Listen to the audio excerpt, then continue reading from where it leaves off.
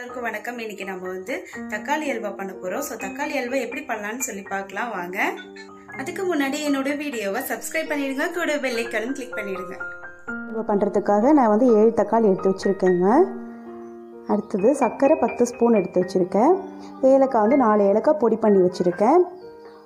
அப்புறமா திராட்சை வந்துட்டு கட் பண்ணி எடுத்து வச்சுருக்கேன். ஒரு 5 திராட்சை எடுத்து கட் பண்ணி வச்சுருக்கேன்.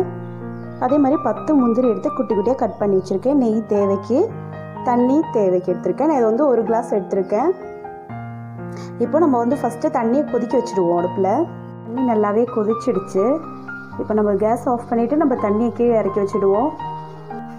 இப்போ இந்த சூடு தண்ணியில் நம்ம என்ன பண்ண போகிறோன்னா, இதை எடுத்து வச்சுருக்கிற தக்காளியை அப்படியே எடுத்து போட்டுருங்க. ஸோ நான் 1 கிளாஸ்ன்னு சொன்னது ஒரு பெரிய கிளாஸால் தான் போட்டேன். தண்ணி ஊற்றிருக்கேன். ஸோ இது மாதிரி போட்டு கொடுத்துக்கோங்க. அப்போ தான் இதனோட தோலெல்லாம் உரிக்கிறதுக்கு கொஞ்சம் ஈஸியாக இருக்கும். இது ஒரு 5 நிமிஷம் வரைக்கும் இருக்கட்டும். இப்போ 5 நிமிஷம் ஆயிடுச்சுங்க. நல்லா வெந்து இருக்கு பாருங்கள். ஸோ நீங்கள் வந்து கொதிக்க வைக்கணும்னு அவசியம் இல்லை. நல்லா பழுத்த தக்காளியாக இருந்தாலே போதும். இது மாதிரி நீங்கள் வந்து கொதிக்க வச்சு இறக்கின தண்ணியில் நீங்கள் எந்த போட்டினாலே பாருங்கள் தோல் தானாக உறிஞ்சி வந்துடும். ஸோ நீங்கள் வந்து அடுப்பில் எக்ஸ்ட்ரா கொதிக்க வைக்க வேண்டியதில்லை. இதே பழுக்காத தக்காளி நீங்கள் எடுக்கிறீங்கன்னா நீங்கள் வந்துட்டு அடுப்பில் கொதிக்க வச்சு இந்த மாதிரி எடுத்துக்கோங்க. அப்போ தான் கரெக்டாக இருக்கும். இப்போ நம்ம இந்த தோலெல்லாம் உரித்து எடுத்துகிட்டு வந்துடுவோம். தக்காளி தோலை நல்லாவே உரித்து எடுத்துகிட்டு வந்துட்டேங்க. இப்போ வந்து நம்ம மிக்சியில் இதை போட்டு அரைச்சி எடுத்துகிட்டு வந்துடணும். அதுக்கு முன்னாடியே நம்ம வந்துட்டு பேன் அடுப்பில் வச்சுருக்கேன். இதில் நம்ம வந்து சர்க்கரை வந்து பாவு காய்ச்ச போகிறோம். அப்போ வந்து கொஞ்சமாக நம்ம தண்ணி ஊற்றிட்டு பாவு காய்ச்சிடலாம். ஃபஸ்ட்டு நான் சர்க்கரை போட்டுடுறேன். ஃபுல் சர்க்கரை போட்டுக்கோங்க. நெக்ஸ்ட் வந்து கொஞ்சமாக தண்ணி ஊற்றிக்கோங்க. ஸோ ஒரு 1/2 கிளாஸ் தண்ணி ஊற்றினாலே போதும் உங்களுக்கு. இது கரெக்டாக இருக்கும். இப்போ இது நல்லாவே சுண்டட்டும்.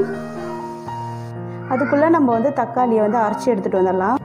இப்படி ஒரு மிக்ஸி எடுத்துக்கோங்க. அந்த மிக்சியில் வந்து நம்ம தக்காளியை எல்லாத்தையும் போட்டு கொடுங்க.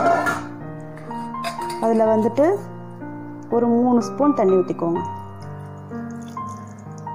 அளந்து எடுத்து வச்சுருக்கேன் 3 ஸ்பூன். அது ஃபுல்லாக ஊற்றிக்கோங்க. இப்போ அதை போய் அரைச்சிட்டு வந்துடுவோம் பேஸ்ட்டு போல்.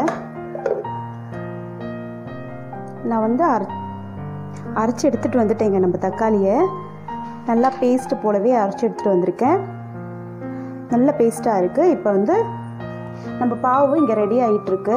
அந்த டைமில் இது இன்னும் நல்லா குறுகி வரணும். ஸோ அப்போ தான் ரெடியாக இருக்கும். நல்லா நூல் மாதிரி வரணும். ஸோ இங்கே ரெடி ஆகிட்டுருக்கு. அந்த டைமில் நம்ம வந்து நெய் எடுத்து முந்திரி பருப்பெல்லாம் வறுத்து எடுத்துடுவோம். ஸோ ஸ்டவ் ஆன் பண்ணிக்கிறேன் ஃபஸ்ட்டு. இதில் வந்துட்டு ஒரு 2 ஸ்பூன் நெய் நான் எடுத்து வச்சுருக்கேன். அது ஃபுல்லாகவே இதில் போட்டேன்.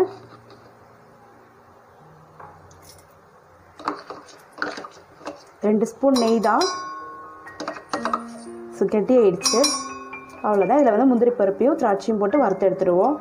ஸோ நெய் நல்லா சூடாகிடுச்சு. இப்போ வந்து இந்த திராட்சை முந்திரியும் கொட்டிக்கோங்க.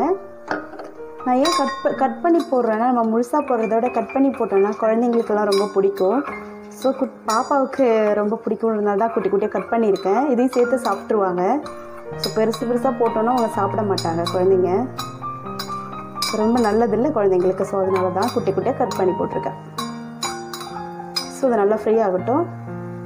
ஸோ இது ரெடி ஆகிடுச்சு. நல்லாவே ரெட் கலரில் ஆகிடுச்சு. இது இப்போ நம்ம வந்து ஆஃப் பண்ணிடலாம். ஆஃப் பண்ணிட்டு இது வேறு பாத்திரத்தில் ஒன்றும் மாற்றி வைக்க தேவையில்லை. அப்படியே இறக்கி வச்சுடுவோம். இதை ரெடி ஆகிடுச்சிங்க. இப்போ வந்து சர்க்கரை பாவு வந்து எப்படி ரெடி ஆகிடுச்சு அப்படின்னு கேட்டிங்கன்னா, அது இந்த மாதிரி நம்ம வந்து நூல் மாதிரி ஆகணும். ஸோ இந்த மாதிரி ஆயிடுச்சுனாலே, தண்ணி எதுவும் இல்லைனாலே ரெடி ஆகிடுச்சுன்னு தான் அர்த்தம். ஸோ இப்போ இது நல்லாவே ரெடி ஆகிடுச்சு. இப்போ வந்து நம்ம அரைச்சி வச்சுருக்கிற தக்காளியை இதில் ஊற்றிக்கலாம். ஸோ தக்காளி எல்லாமே இதில் ஊற்றிக்கோங்க. ஸோ இது நல்லா கிண்டி கொடுக்கலாம்.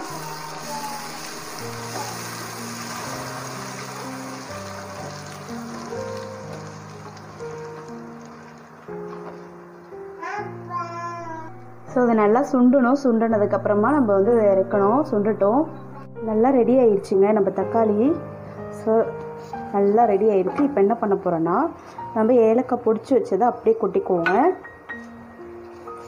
ஸோ தோலெல்லாம் ஒன்றும் நீங்கள் பொடிக்கணும்னு அவசியம் இல்லை. வேணும்னா நீங்கள் பொடிச்சுக்கோங்க. ஸோ அது வந்து கட்டாயம் கிடையாது. நம்ம இப்படி போட்டாலும் டேஸ்ட் இருக்கும். இந்த மாதிரி நல்லா தண்ணி விட்டு நல்லா சுண்டி ரெடி ஆனதுக்கப்புறமா அந்த ஏலக்காய் போடணும். நெக்ஸ்ட்டு நம்ம எடுத்து வச்சுருக்கேன் நம்ம முந்திரியும் திராட்சையும் வறுத்தது இருக்குல்ல, அந்த நெய் எல்லாமே இப்போ ஊற்றிக்கோங்க, ஃபுல்லாக ஊற்றிக்கோங்க. அவ்வளோதான், கிண்டி கொடுத்துக்கோங்க. உங்களுக்கு வந்து பச்சை கற்பூர பொடின்னு சொல்லிட்டு ஒன்று விற்பாங்க. ஸோ அது கிடச்சிச்சின்னா நீங்கள் வந்து இதில் ஆட் பண்ணிக்கோங்க, ஒரு 1/4 ஸ்பூன் அளவு. அது இல்லைன்னா ஒன்றும் பிரச்சனை இல்லை. ஸோ நான் வந்து மார்க்கெட் சூப்பர் மார்க்கெட்லாம் போய் பார்த்தப்போ லாக்டவுனால் அதெல்லாம் ஒன்றும் கிடைக்கவே இல்லை எனக்கு. ஸோ உங்களுக்கு இருந்துச்சுன்னா, வீட்டில் இருந்ததுன்னா பச்சை கற்பூர பொடி அப்படின்னு சொல்லிட்டு இருந்ததுன்னா நீங்கள் கண்டிப்பாக அதில் வந்து ஒரு 1/4 ஸ்பூன் அளவு போட்டிங்கன்னா இன்னும் டேஸ்ட்டு நல்லா கொடுக்கும். ஸோ அந்த வாசனைக்காக தான் நம்ம அதை போடுறது, ரொம்ப நல்லது. ஸோ அது எதுவுமே இல்லைன்னா இந்த மாதிரி நீங்கள் பண்ணிங்கனாலே போதும். ஸோ அது வந்து ஒரு 5 மினிட்ஸ்க்கு அப்புறமா அதை நம்ம ஆஃப் பண்ணிடலாம். ஸோ 5 நிமிஷம் ஆயிடுச்சுங்க, நல்லாவே செட் ஆகிருக்கு. இப்போ தான் நான் ஆஃப் பண்ணிட்டேன் கேஸை. நான் வந்து நீங்கள் வேறு பாத்திரத்தில் ஊற்றிட்டு நீங்கள் செட் பண்ணாலும் பண்ணிக்கோங்க. ஸோ நான் இந்த பாத்திரத்துலேயே வச்சு விட போகிறேன். ஸோ இதுலேயே சூடானதுக்கப்புறமா நம்ம வந்து எந்த ஷேப்பில் வேணாலும் நம்ம கட் பண்ணி எடுத்துக்கலாம். ஸோ இது சூடாகட்டும். நல்லாவே செட் ஆகிருக்குங்க நம்ம தக்காளி அல்வா வந்துட்டு. இப்போ நம்ம வந்து நமக்கு இஷ்டம் உள்ள ஷேப்பில் நம்ம கட் பண்ணி எடுத்துடலாம். இப்போ நான் கட் பண்ணி காமிக்கிறேன் உங்களுக்கு. எல்லாமே கட் பண்ணி எடுத்துட்டேங்க. நம்ம எந்த ஷேப்பில் வேணாலுமே கட் பண்ணி எடுத்துக்கலாம். ஸோ நான் வந்து ஸ்கொயரு, ரவுண்டு அந்த மாதிரி கொஞ்சம் ஷேப்பாக கட் பண்ணி எடுத்துருக்கேன். அப்போ கண்டிப்பாக இதையும் நீங்கள் உங்கள் வீட்டில் ட்ரை பண்ணிவிட்டு எப்படி இருக்குன்னு என்னோட கமெண்ட்டில் சொல்லுங்கள்.